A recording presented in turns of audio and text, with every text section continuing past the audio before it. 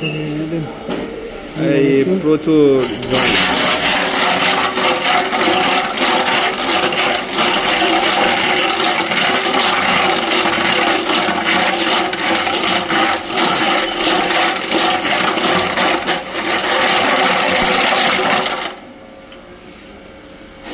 তেলে কালাকি তেল একদম ভাত হয়ে গেছে।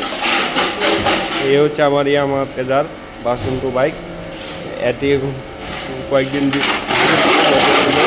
এবং বৃষ্টির মধ্যে টাকার ফলে বৃষ্টির পানি গিয়ে বৃষ্টি হয়েছে ট্যাঙ্কির ভিতরে। ট্যাঙ্কির ভিতরে এখন কিছুদিন পরে ট্যাঙ্কিতে প্রচুর জং করছে।